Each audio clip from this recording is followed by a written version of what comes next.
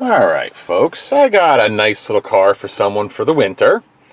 This is actually for the year, and mileage is in very good shape. This is a 2000 Subaru Forester. All-wheel drive, and just a nice clean looking little car. It's not perfect, of course. It has 184,017 miles on it, which you figure, for a 15-year-old car, that's not bad mileage. But as most people know, Subarus do go for a long time. I do want to point out there's a check engine light. I was told when it was scanned that it's something called a knock sensor. I don't know what that means. I just know that it's on, and I could have cleared it and just made it look like there was no lights, but I don't think that would have been very fair. So I'd just rather be upfront with you about it. So let's see what else I can tell you. Oh, it does have some nice equipment, such as power windows, etc. So let's do them. There's your right rear window, down and up. Oh, did you actually get that on video? Yeah. This is your right front, down and up. Swing on around here. There's your left rear, down, up. Left front, down, auto. And of course, up. Let's check out the mirrors. Power mirror. Yep, that one's working just fine. Go to this side. And that one works just fine, which is the most important one, because, it's really hard to adjust the mirror. It has a radio. I'm pretty sure that works. Push that. Yeah, that does work. Cassette deck, I can't say whether that works or not. I don't have any cassettes, and honestly, does it really matter? Because I don't know anybody that has cassettes. I believe this is a heated seat right here. That's pretty cool. Oops, I'm going to get my shirt out of the way. Here's your heated seat, that side. And this side, yep, and you can feel the bun warmers are working. Let's see, 4-speed automatic transmission. Oh yeah, this is just, like I said, a pretty nice car. Oh, it's got cruise control, factory fog lights, adjustable wheel. Oh, horn. That works. There's your wipers. They work exactly as they should. I've driven this car. Let's see how many miles have we put on this. It says 391, so I must have put some mileage on this thing. I do remember that the cruise works good, that it goes down the road good, and has plenty of power. So, and one thing about a Subaru, you always want to make sure they don't overheat, because these boxer engines appear to be susceptible to head gaskets, and this one does not overheat. I did notice, the only other mechanical thing I did notice, when I moved the car this morning, there was about a 50-cent piece thing of oil, like it had dripped out a little bit, but it had been parked in the same spot now for probably a week. So that's not that bad of a leak, but I just, again, like to tell everything I possibly know. And as you can see, it's got the custom, or the factory Forester floor mats. And the interior, the seats are in just tremendous shape. I mean, the whole interior, you can look, here's where your elbow goes, you can see. That's not all beat up. Yeah, this is just a pretty nice car. Here's your driver's door panel. All right, let me hop out and I'll show you the driver's seat. Now, it does appear to have a couple of maybe burn holes or whatever. There's no evidence of cigarette smell or anything in the car. We do ozone them to clean them up, so whatever was there is now gone. But as you can see, the bolsters still have plenty of,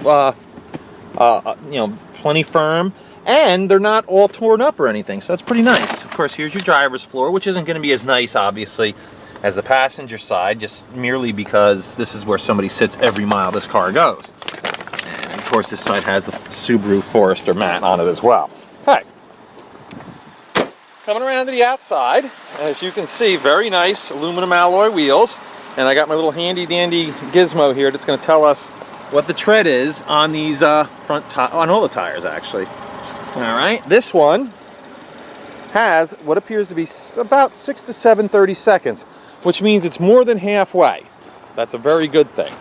All right, here's your left rear tire. We'll check the tread on that one. And this one actually looks a little better. It's between 8 and 9/30 seconds. So the rear tire there is even better. Let's see what this side. This is your right side rear. And that one is, yeah, between 8 and 9. So the two rears match. And I'm going to assume that the front matches is the same as well as the other side. And yep, between 6 and 7. And these look like matching tires, and that always means something to me. Nice Bridgestone Potenzas, so it does have nice tires. Like I said, all the alloy wheels are there. Looks like all the center caps are there. Right front fender, it's got a little ding right there, as you can see. Moving along here, right front door. Appears to be in good shape. Down low there's a little scrapey scrape. You know, a couple chips. I mean, come on, it's a 15-year-old car, so it's going to not be perfect, but this one is actually really nice for what it is. There you go. You can see here's your passenger seat. Let's see, what do we got in here? Oh, look at this. Got a little spare lug nuts. Got an owner's manual. Beautiful. That's a beautiful thing. Let's check out the headliner. Very nice. And of course, here's your passenger seat, which is very nice and clean with hardly anything wrong with that at all. All right, here's your door jamb. Nice.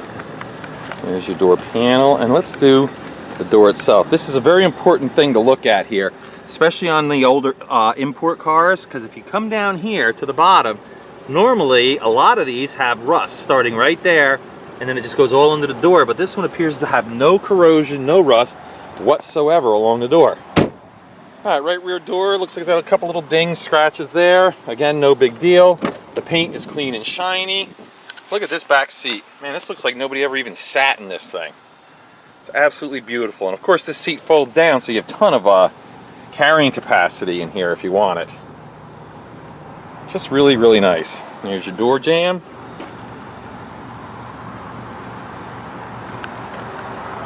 Door panel. And we'll do your door frame. And again, it looks very nice and very clean. I'm really shocked. This car is actually very, very nice corrosion-wise. Let's do your roof. It's got the full roof rack with the crossbars. As you can see, this side at least is very nice. Right rear quarter panel. Looks like we got a dent or something. It was repaired there, but it looks pretty good. A couple minor scratches, etc. Coming around the back, and you can see a very, very spacious trunk area, as you can see. And again, like I reminded you, those seats are split fold-down seats, so you can have tons of room. And it's got the nice Subaru factory Forester winter mat in the back, so you can put your snowy boots, snowy shoes, muddy stuff, whatever, and it's not going to destroy your carpeting. So somebody actually really cared for this car. Of course, here's your trunk jamb, and we'll go here. Yeah, and check this out, not a bit of corrosion. I am really impressed by this car. All right, here's your rear bumper. It's got, of course, a couple of I don't know, scrapes you could call them, what have you, but nothing really bad. Coming underneath, take a look-see there. Go. All right, we'll close this up. Now, I guess this is a Forester S. That's what it says, all-wheel drive. And the trunk lid itself, on the outside, looks nice. Left rear quarter panel looks pretty nice, pretty clean. You know, again, let's see some scrapage on the bumper. Left rear door looks like it's got a tiny little ding right there, but not too shabby. Here's the side of the passenger seat. Around here.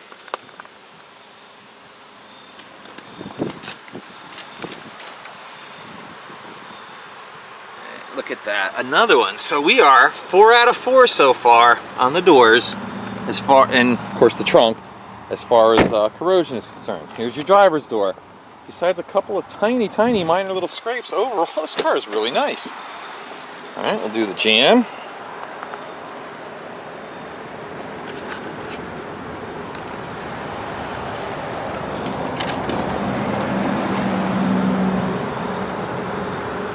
Go, and again, look, 5 out of 5, no rust. So this is a car that body-wise should last you for quite some time because it's in really terrific shape. Left front fender. Coming around to the front bumper, yeah, you can see, a couple spots where some paint has been knocked off. Not too bad though. And even down below, you see it's got the nice grates over the fog lights and everything. Pretty nice. Take a look underneath here.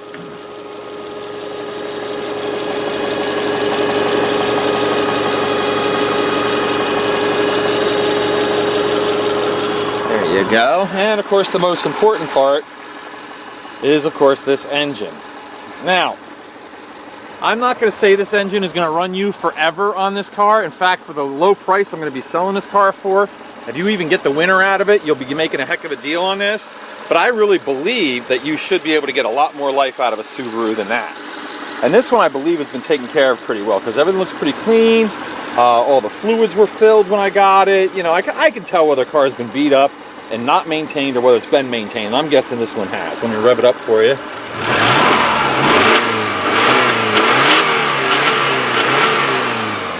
And there you just heard it. And you don't have to be a mechanic to know that sounded pretty darn good.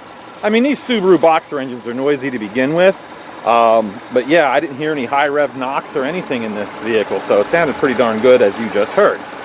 Let's see. Now, I know a lot of people are going to ask me if the timing belt has been changed, but I have no idea. I would have to guess that at some point it has been changed. You don't make it to 180-some thousand miles with it not having been changed. I just don't know when the last time was. Sometimes they put a sticker in the car, sometimes they don't. So I'm going to go with, I don't know. All right, let's check out and see if we got rust-free all the way around the car, and it sure looks that way.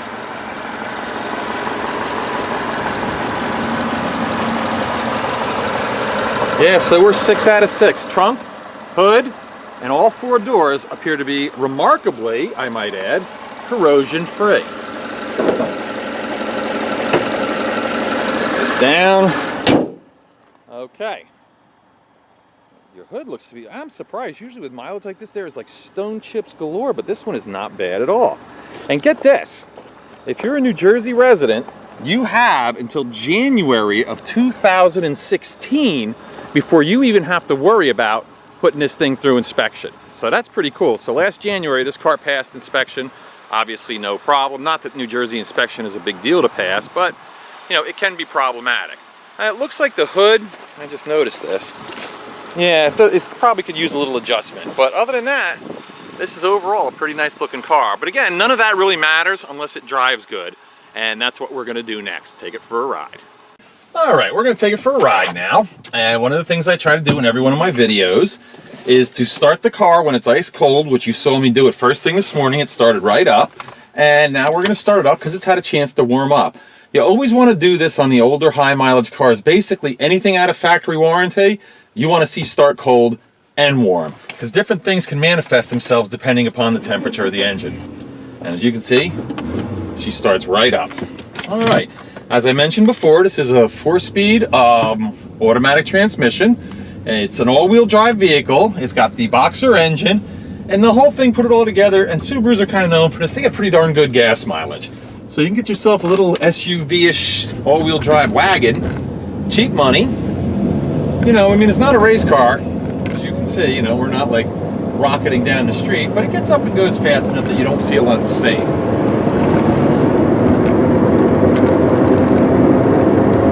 Quiet as I would expect this car to be. And here we are, we're doing 50 miles an hour. I hear a little bit of wind, I don't know if that's wind noise, road noise, tire noise coming out of the back, but it's not bad. Hands off the wheels, you can see we're not crashing off the road. Yeah, I would fix that noise just by turning the radio up, quite frankly. That's how I do it, but you know, if it bothers you, you can have it checked out. Again, it's going to be a very cheap 4-wheel drive vehicle.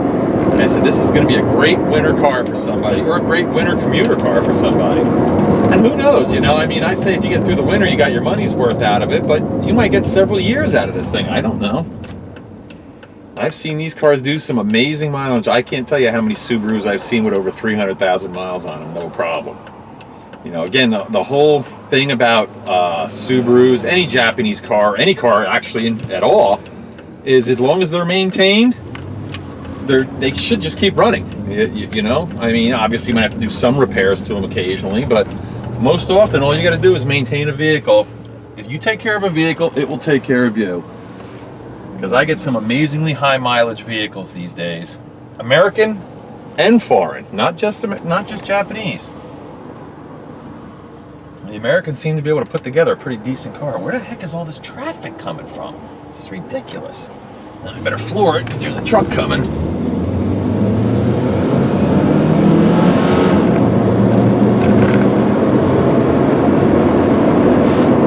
There, and as you see, obviously I didn't have any problem pulling out in front of a truck. And we got right up to speed. Again, not a race car, not a V8.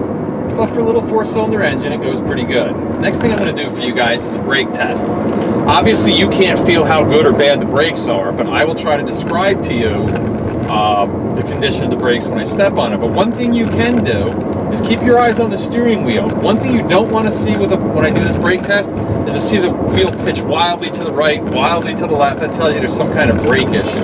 So that's the only visual cue you're going to get. But like I said, I will try to describe to you how the brakes feel.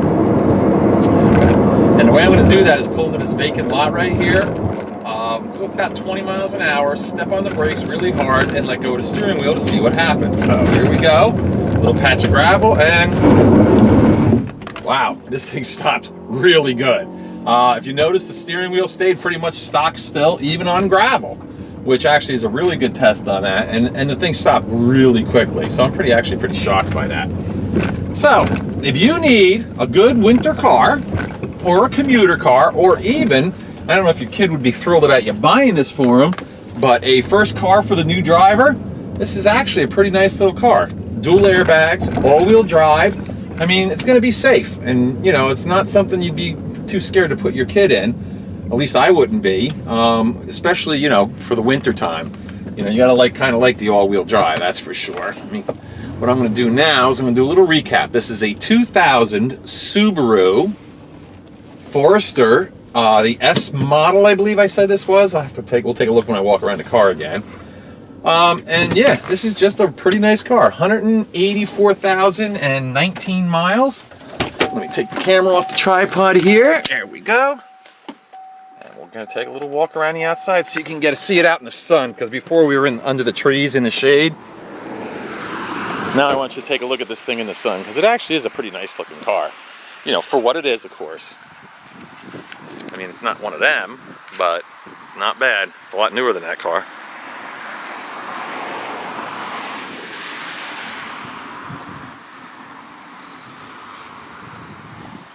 Yes, it is the S model.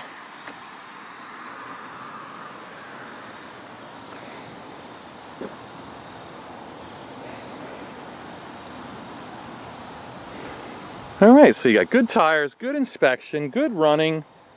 You know, a couple minor issues which I went over for you. But other than that, you can get yourself a pretty nice car for very little money. And as I always do, I hope this baby goes to a good home. Thanks.